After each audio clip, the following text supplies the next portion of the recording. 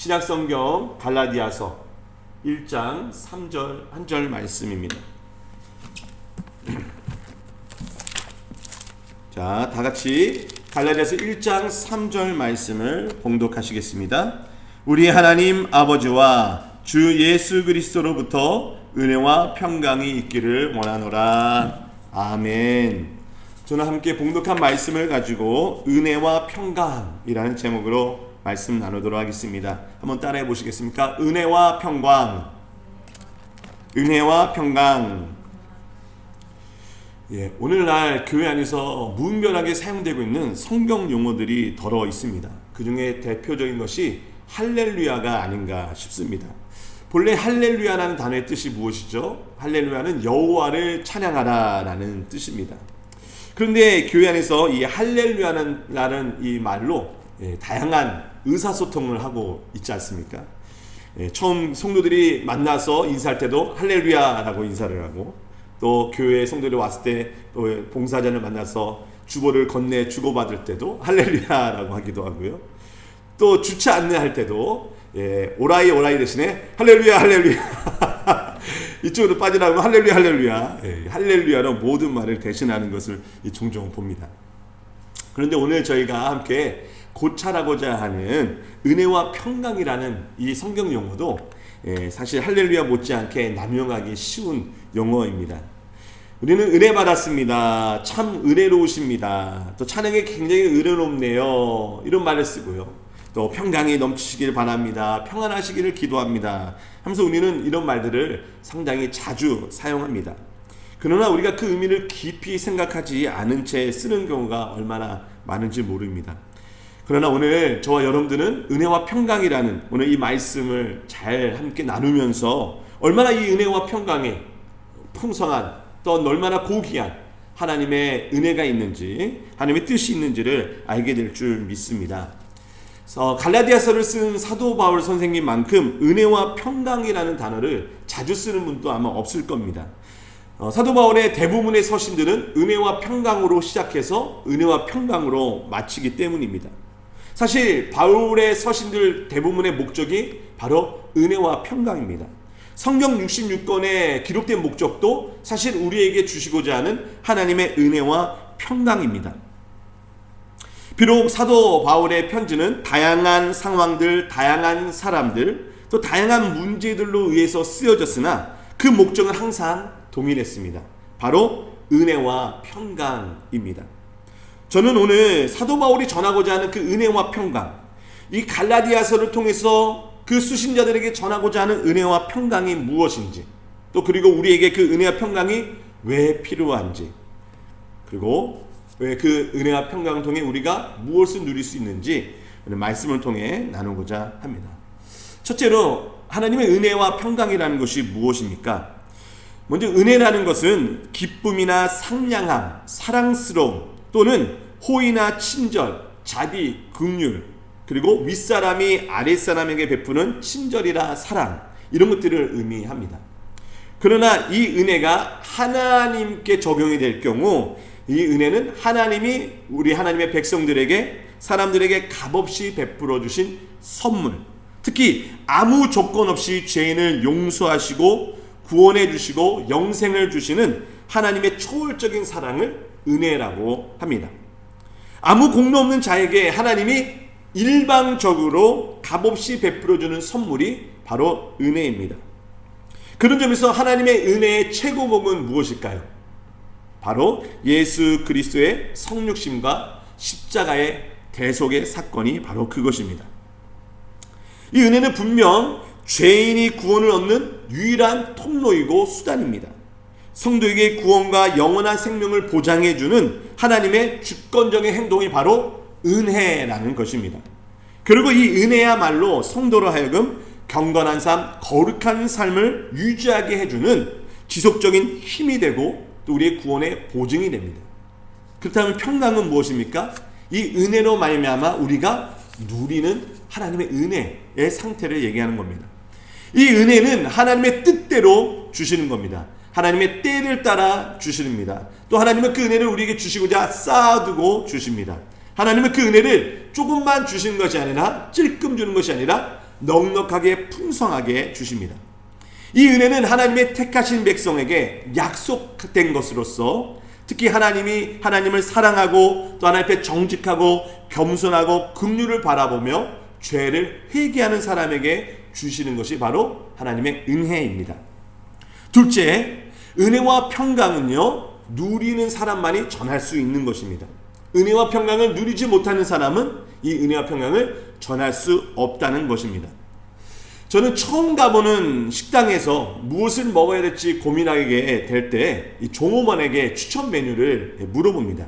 오스스메라고 이렇게 하죠.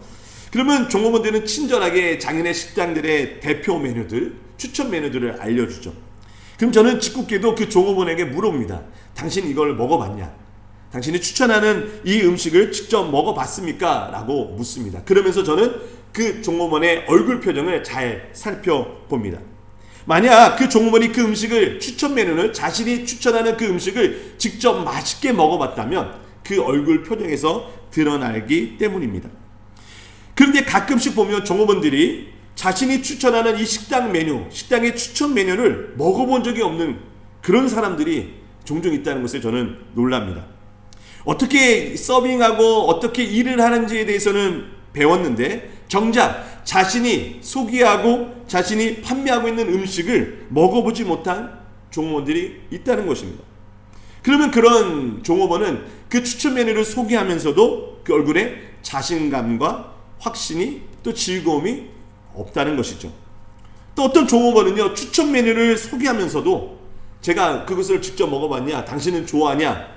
이런 질문에 자기 입맛에는 별로다라고 얘기하는 그런 종업원도 본 적이 있습니다.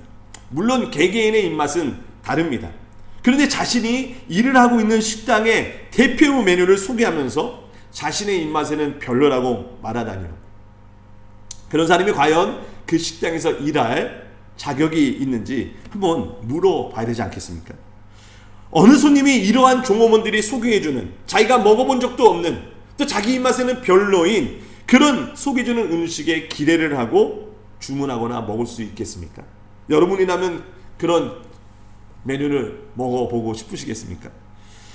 사도 바울이 서신을 쓸 때마다 은혜와 평강으로 시작된다고 말씀드렸습니다. 그의 모든 서신의 머릿말에는 은혜와 평강이 있기를 원하노라. 즉 사도 바울은 자신이 그 은혜와 평강을 누리고 있다는 것입니다. 그렇습니다. 은혜와 평강을 누리지 못하는 사람은 그 은혜와 평강을 말한다 할지라도 그것을 증거하거나 전할 수 없다는 것입니다. 여러분, 은혜와 평강을 실제로 소유하는 것이 아니라 소망하는 것으로 만족해하는 그것은 신앙생활이 아닙니다. 저는 도쿄 디즈니랜드가 있다는 것을 얼마 전에 알았습니다. 도쿄 디즈니랜드 옆에 사는 것과 도쿄의 디즈니랜드 안에 들어가서 노는 것은 엄연히 차원이 다른 것이죠. 이와 같이 교회를 오랫동안 다니고 출석한다고 말하는 것과 하나님의 은혜와 평강을 누린다는 것은 전혀 차원이 다른 것입니다. 여러분들은 하나님의 은혜와 평강을 누리고 계십니까? 아주 추운 어느 겨울 한 식당의 창문 밖에 한 사람이 서 있습니다. 그는 배에서 며칠을 굶었는지 꼬르륵 소리가 나고 그 얼굴은 마르고 초췌해져 있습니다. 그는 식당 안을 들여다보면서 이렇게 말을 합니다. 비록 나는 창밖에 서서 바라볼 뿐이지만 나는 믿음이 있으니 나는 저 음식을 이미 먹은 것과 다름이 없어. 만약 이렇게 말하는 사람이 있다면 미친 사람이 아니겠습니까? 교회 안에서도 이처럼 영적인 아사 상태에 직전에 있는 성도가 있을 수 있습니다. 오랜 시간 교회를 출석하고 은혜와 평강에서 많이 말을 하지만 은혜와 평강의 울타리 안에 들어가지 못한 채 밖에서만 배회하다가 아사 상태로 돌아가는 사람들이 있을 수 있다는 겁니다. 이것은 기독교 신앙이 결코 아닙니다. 기독교 신앙은 자기 위안이 아닙니다. 기독교 신앙은 상상의 날개를 펼치는 것도 아닙니다. 기독교 신앙은 실제로 그 은혜의 평강의 울타리 안으로 들어가는 것이요, 실제로 식당 안으로 들어가서 식사를 하는 것과 같은 것입니다. 여러분들은 은혜와 평강을 누리고 계십니까? 우리는 갈라디아서 머릿말을 오늘 읽었습니다. 은혜와 평강의 울타리 안에 있는 사도 바울이 지금 성도들에게 편지를 쓰고 있는 겁니다. 그렇습니다. 사도 바울은 혹독한 박해와 핍박의 계절 속에서도 은혜의 평강의 울타리 안에 들어가 그는 은혜와 평강을 말하고 있고 은혜와 평강을 누리고 있는 것입니다. 우리가 살아가면서 이런저런 문제들을 많이 만나지만 은혜와 평강의 울타리 안에 있는 성도들은 그 은혜와 평강을 누리기 때문에 세상의 모든 문제를 능히 이겨낼 수 있는 것입니다. 사도 바울의 은혜와 평강을 누리고 있는 그 사건을 사도행전 16장이 잘 보여주고 있습니다. 사도행전 16장을 보면 바울과 실라가 빌립보에 가서 귀신 들린 한 여종을 고쳐줍니다. 근데 그 여종으로 인해서 돈을 벌고 있던 포주들이 바울과 실라를 붙잡아서 엄청나게 두들겨 패고 그리고 감옥에 가둡니다. 감옥에 갇힌 바울과 실라는 그 두 발이 착고로 수갑으로 꽁꽁 묶여 있었습니다. 이런 바울과 실라에게 은혜와 평강이 있다고 말할 수 있겠습니까? 갑자기 바울과 실라가 한밤중에 감옥 속에서 기도하고 찬송하기 시작합니다. 사도행전 16장 25절에 한밤중에 바울과 실라가 기도하고 하나님을 찬송하며 죄수들이 듣더라. 여러분, 바울과 실라가 왜 한밤중 감옥에서 기도하고 찬송했다고 생각하십니까? 그들에게 두려움을 떨쳐버리기 위해서, 심리적인 안정을 찾기 위해서 기도하고 찬송했다고 생각하십니까? 그들이 아직 은혜와 평강이 없기 때문에 그 은혜와 평강을 구하기 위하여 기도하고 찬송했다고 생각하는 분도 계십니까? 그렇다면 이 이야기를 끝까지 잘 귀 기울여 들어보시기 바랍니다. 바울과 실라가 기도하고 찬송하는 중에 갑자기 큰 지진이 일어났습니다. 얼마나 큰 지진이었는지 감옥 문들이 휘어지고 떨어질 정도였습니다. 그리고 죄수들의 손발을 묶고 있던 착고들이 다 벗겨졌습니다. 큰 지진에 놀라 감옥으로 뛰어들어온 간수는 죄수들이 다 도망간 줄로만 생각했습니다. 만약 간수가 자기가 맡고 있는 죄수를 놓쳐버린다면 죄수 대신에 그 간수가 처형을 받아야 합니다. 이 간수는 처자식이 있었음에도 불구하고 좌절과 두려움 가운데 허리춤에 있던 칼을 뽑아들고 자결을 하기로 마음을 먹습니다. 은혜와 평강이 없는 사람들의 모습입니다. 간수가 칼을 뽑아 스스로 자결하려는 그 순간 저 컴컴한 감옥 속에서 어떠한 큰 소리가 들립니다. 죽지 말라. 우리가 다 여기 있다. 간수가 놀랐습니다. 다시 소리가 들려옵니다. 죽지 말라. 우리가 다 여기 있다. 놀란 간수가 등불을 들고 그 감옥 속으로 들어가 보니 어제 잡혀 들어온 어제 두들겨 맞고 들어왔던 그 죄수들이 그대로 있는 것이 아니겠습니까? 여러분, 그 감옥 속에서 들려온 소리는 무슨 소리입니까? 바로 은혜와 평강의 사람들의 소리입니다. 은혜와 평강이 없는 사람들은 그런 말을 할 수가 없습니다. 간수는 무서워 떨며 바울과 실라 앞에 엎드려 그리고 이렇게 말을 합니다. 선생들이여, 내가 어떻게 하여야 구원을 얻겠습니까? 사랑하는 성도 여러분, 지금 간수가 죄수에게 할 말입니까? 간수가 죄수에게 내가 어떻게 해야 구원을 받습니까? 라고 묻는 것이 맞습니까? 네, 사도행전 16장은 그렇게 기록하고 있습니다. 어떻게 이것이 가능합니까? 은혜와 평강이 없는 간수가 죄수에게서 은혜와 평강을 발견했기 때문입니다. 은혜와 평강을 구하는 그 간수는 바로 바울과 실라에게 그 은혜와 평강을 구하는 것입니다. 그때 바울이 뭐라고 대답합니까? 주 예수를 믿으라. 그러면 너와 내 집이 다 구원을 받으리라. 이로 인해 간수와 그의 가족들은 모두 예수를 믿고 구원을 받게 됩니다. 조금만 늦었어도 그는 죽고 그 가족들도 과부와 고아가 됐을 것인데 바로 은혜와 평강을 얻어 그들은 구원을 받았습니다. 세상은 오늘도 은혜와 평강을 필요로 합니다. 그러나 은혜와 평강은 세상에서 구할 수 없습니다. 오직 하나님 아버지와 주 예수 그리스도로부터만 얻을 수 있는 것입니다. 그렇기 때문에 세상은 교회를 필요로 하는 겁니다. 여기서 끝이 아닙니다. 날이 밝자 상관들은 바울과 실라를 풀어주라고 석방하라고 말합니다. 그런데 이때 놀라운 반전이 일어납니다. 바울이 자기 자신을 로마 시민권자라고 밝히는 겁니다. 로마 시민은 로마 제국의 구성원으로서 투표에 참여할 수도 있었고, 또 당시 로마에 살고 있는 많은 사람들 중에서도 우월한 신분으로 분류되었습니다. 만약 로마 시민을 재판도 하지 않은 채 태형을 처하거나 때린 자는 심한 경우에는 사형을 받을 수도 있었습니다. 이들은 로마 시민이라고 밝힌 바울 앞에 벌벌 떨기 시작합니다. 여러분, 그럼 우리는 여기서 질문을 던질 수 있지 않겠습니까? 왜 바울은 얻어맞기 전에 자신이 로마 시민이라고 말을 하지 않았을까? 까먹었던 것일까요? 당황해서 잊어버렸던 것일까요? 아니죠. 사도 바울은요, 자기가 로마 시민이라는 것보다 바로 하나님의 백성이라는 것을 더 고귀한 신분으로 여겼다는 것입니다. 바울은 자신이 갖고 있는 은혜와 평강이 로마 시민권에서부터 보장되고 든든한 사회의 보장으로부터 말미암은 것이 아니요 오직 하나님 아버지와 주 예수 그리스도로부터 온 것임을 자신을 통해 알려지기를 원했다는 것입니다. 바울은 자신은 로마 시민이 아닌 그리스도인으로서 알려지기를 소망했습니다. 여러분들은 어떠하십니까? 여러분들에게 은혜와 평강이 주 하나님 아버지와 주 예수 그리스도로부터 받았다면 여러분들도 그 가지고 있는 은혜와 평강을 증거하는 그리스도인의 삶을 살 줄 믿습니다. 그리스도인으로서의 정체성이 먼저이십니까? 아니면 세상의 신분이 먼저입니까? 은혜와 평강을 누리지 못하는 사람은 결코 은혜와 평강을 전할 수 없습니다. 바울은 은혜와 평강의 울타리 안에서 그 은혜와 평강을 누리며 편지를 쓰고 있습니다.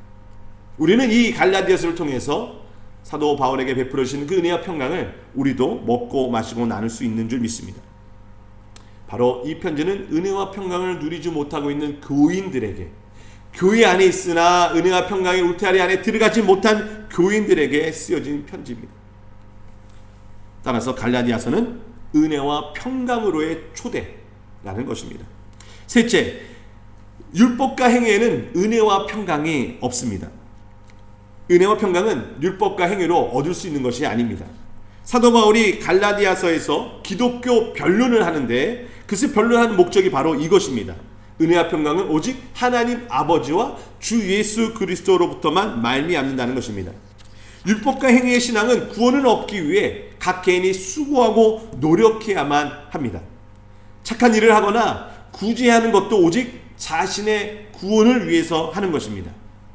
착하게 살면 복을 받는다라는 이 동양적인 이 복사고, 복에 대한 세계관, 이거 역시 자신의 구원을 위해서만 착한 일을 강조받는 거 아니겠습니까? 지난주 설교 때 말씀드렸던 양파 한 뿌리 이야기 기억하십니까? 그때 그 이야기에 등장했던 그 아주 못된 아줌마처럼 율법과 행위의 신앙은 이렇게 얘기하죠. 이 양파는 내 것이지 너희를 위한 것이 아니야. 자신의 구원을 지켜내기 위해서는 다른 사람들을 발로 걷어차는 율법과 행위, 과연 여기에 은혜와 평강이 있습니까? 다시 말씀드리는데 은혜와 평강은 어디로부터 옵니까? 하나님 아버지와 주 예수 그리스도로부터만 옵니다. 다른 데서 오는 것은 그것이 은혜와 평강으로 보인다 할지라도 언발의 오줌 누기와 다르지 않습니다. 잠깐의 자기 위안에 불과한 것입니다. 세상 것들은 사람들로 하여금 중독을 시키고 서서히 병들게 합니다. 그러나 주 예수 그리스도로 말미암은 은혜와 평강은 영원한 것이요 그 어떤 부작용도 없는 것입니다. 세상 것들은 사람들에게 편리와 편안은 제공해 줄 수 있을지 몰라도 평강은 우리에게 줄 수 없습니다. 왜냐하면 평강은 세상의 것이 아니기 때문입니다. 세상 것들 중에 평강으로 보이는 것이 있다 할지라도 그것의 끝은 불안과 좌절로 본색을 드러냅니다. 그리고 이 세상의 것들은 이후 혹독한 대가를 치르게 합니다. 그러나 하나님 아버지와 주 예수 그리스도로부터 오는 은혜와 평강은 하나님 아버지 편에서 주 예수 그리스도 편에서 이미 값을 다 지불해 놓으셨습니다. 따라서 우리가 그것에 대가를 치를 필요가 없다는 겁니다. 우리는 주 예수 그리스도로부터 온 은혜와 평강, 곧 하나님 아버지께서 주신 은혜와 평강은 우리에게 불안과 두려움을 주지 않습니다. 확신과 감사만을 주는 것입니다. 은혜와 평강의 울타리 안에 있는 자에게는 두려움이 결코 있을 수 없는 이유입니다. 하나님 아버지와 주 예수 그리스도로부터 은혜와 평강이 저 여러분 모두와 함께하기를 바랍니다. 넷째, 은혜와 평강에 대해서 우리가 잘 알아야 합니다. 은혜는 성도에게는 선물이지만 하나님 편에서는 엄청난 대가를 치르신 것입니다. 은혜와 평강은 하나님의 선물입니다. 사람이 만들어낼 수 없습니다. 따라서 은혜와 평강은 사람이 값을 지불할 수도 없는 것입니다. 감히 지불할 수 없는 그 하나님의 은혜와 평강, 그것은 우리가 선물로 받을 수밖에 없는 겁니다.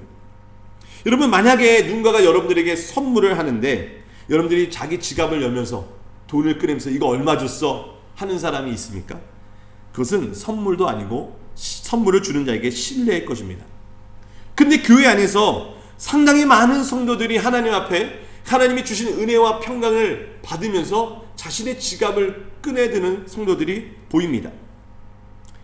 하나님의 값없이 주시는 은혜와 평강에 우리가 값을 감히 지불할 수도 없는데 누가 감히 그 지불하려는 행위를 한단 말입니까? 간혹 교회에서 이렇게 말하시는 분들을 볼 때가 있습니다. 목사님, 어떻게 교회 다니는 사람이 저럴 수 있지요?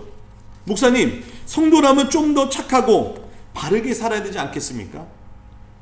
왜 이런 질문을 하는지 저는 충분히 납득이 가고 이해는 됩니다. 그러나 성경 어디에도 어느 정도의 교양과 상식을 갖춰야만 성도가 될 수 있다고 성경은 말하지 않습니다. 또 성경 어디에도 배타적이고 남에게 희생적인 사람이 되어야만 성도가 될 수 있다라고도 가르치지 않습니다.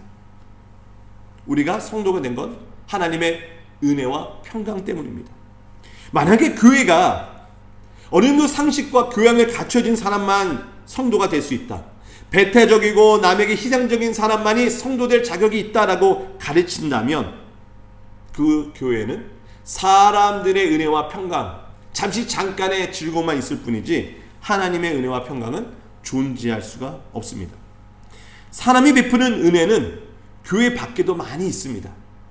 신문을 보거나 뉴스를 보면 교회 바깥에서 따뜻한 사랑, 온정을 나누는 사람들이 얼마나 많이 있습니까? 그러나 교회 안에서는 오직 하나님의 은혜와 평강만이 드러나야 합니다.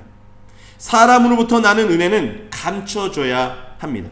주님의 집에는 오직 하나님 아버지와 주 예수 그리스도로부터 오는 은혜와 평강만이 주장되어야 합니다. 성도들의 헌신과 봉사도 하나님 아버지와 주 예수 그리스도로부터 나온 그 은혜와 평강의 산물로, 그 열매로 고백되어야 하는 것입니다. 따라서 사도 바울이 고린도 교회에 보낸 첫 번째 편지에서 고백한 것처럼 우리도 그런 고백을 해야 합니다. 고린도전서 15장 10절입니다. 자, 같이 한번 읽겠습니다.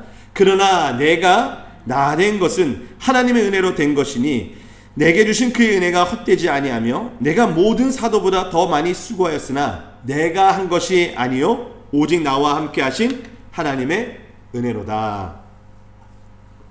아멘. 그럼에도 불구하고 성도들이 가장 쉽게 범할 수 있는 실수는 그 은혜와 평강에 대한 잘못된 이해와 태도입니다. 대개 사람들은 공짜로 받은 것을 값싸게 여기는 경향들이 있죠. 예의 짐작으로 공짜니까 그렇게 가치 있는 것은 아니야 라고 생각을 합니다. 그러나 하나님께서 주신 주 예수 그리스도로부터 말미암은 은혜와 평강을 그와 같이 싸구려 취급해서는 결코 안 됩니다.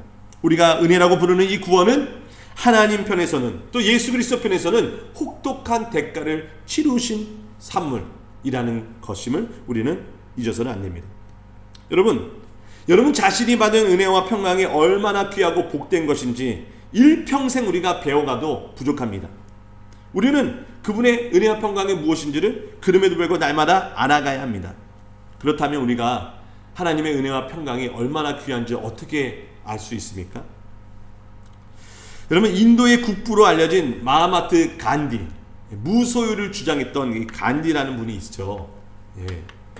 이 간디 선생이 1920년 남아프리카 공화국에서 변호사로 일을 하던 시절에 어떤 사람에게 자신이 쓰던 안경을 선물을 한 거예요. 근데 100년이 지난 얼마 전에 그 안경을 가지고 있던 사람이, 그 자손이 이제 이것을 경매에 내놨는데 이 안경이 일본 돈으로 약 230만 엔으로 가치를 인정받았어요.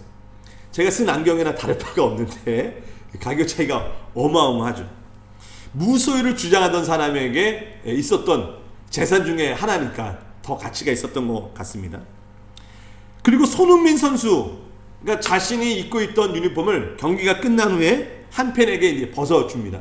지금 이 유니폼은 아니에요. 자, 벗어주는데 그 팬이 가짜 팬이었어요. 그래서 그 유니폼을, 선물 받은 유니폼을 그 다음날 경매 사이트에 올렸는데 얼마에 올렸느냐? 약 47만 엔에 올렸어요. 안경과 유니폼 자체는 그렇게 비싸지 않죠. 그것만 놓고 보면 가치가 높다고 할 수 없습니다. 그러나 왜 이 안경과 유니폼이 그렇게 비싸게 팔리고 비싸게 사람들이 살려고 합니까? 그것은 그 선물 자체의 가치도 있지만 그 선물을 준, 선물한 사람이 가치 있기 때문입니다.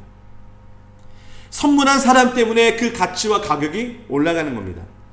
그렇듯이 하나님이 우리에게 주신 선물은 하나님이 주셨다는 것, 사실 그 하나만으로도 우리에게 엄청난 가치가 있는 겁니다. 따라서 여러분들이 받은 은혜와 평강은 정말 어디 비할 데 없이 소중하고 가치 있는 것입니다. 성도는 하나님께 받은 구원, 곧 이 은혜와 평강이 얼마나 위대하고 아름다운 선물인지를 여러분들의 삶으로 이제 고백하고 증거해야 합니다. 만약 여러분들의 삶이 은혜와 평강을, 구원을 받았다 하면서도 방종에 가깝다면 여러분들은 여러분 스스로 하나님의 은혜와 평강을 싸구려 은혜와 평강으로, 값싼 은혜와 평강으로 전락시켜버리고 말 것입니다. 왜 교회 안에 유대 율법주의자들이 생겨났습니까? 왜 오늘날에도 행위를 강조하는 그런 겉으로 보이는 거룩한 삶을 강조하는 이단들이 생겨납니까? 그것은 곧 구원, 은혜와 평강을 받았다고 하는 성도들이 결코 그 삶 속에서 은혜와 평강을 나타내지 않았기 때문입니다. 말로는 은혜와 평강을 늘 외치지만, 나는 구원받았어 라고 하지만 그 은혜와 평강을 싸구려로 만들었기 때문에 율법주의자들과 행위를 강조하는 이단들이 우후죽순 생기는 것입니다. 사랑하는 성도 여러분, 여러분들은 은혜와 평강을 누리고 계십니까? 그 은혜와 평강의 울타리 안에 계십니까? 밖에 계십니까? 은혜와 평강이라는 식당 안에서 은혜와 평강을 먹고 마시며 누리고 있습니까? 아니면 영적인 아사 상태 직전에 계십니까? 사랑하는 성도 여러분, 우리뿐만 아니라 세상도 하나님의 은혜와 평강을 간절히 필요로 합니다. 그렇기 때문에 우리는 말이 아니요 우리의 삶으로 하나님의 은혜와 평강을 이야기해야 하는 것입니다. 우리가 가진 은혜와 평강이 세상으로부터 난 것이 아니요 하나님 아버지와 주 예수 그리스도로부터 났기 때문에 세상은 오직 교회와 성도들을 통해서만 이것을 누릴 수 있는 것입니다. 그러나 저와 여러분들이 은혜와 평강을 입으로는 외치지만 삶으로 이야기하지 않는다면 우리뿐만 아니라 세상도 영적 아사에 빠지고 말 것입니다. 성도는 이 세상에서 가장 정직하고 가장 성실하고 가장 최선을 다하며 살아가야 합니다. 그리고 우리는 이렇게 얘기합니다. 내가 한 것이 아니요 모든 것이 하나님의 은혜입니다. 아멘. 은혜와 평강은 어디로부터 옵니까? 오직 하나님 아버지와 주 예수 그리스도로부터만 임한다는 것을 우리 교회와 저와 여러분들이 전하지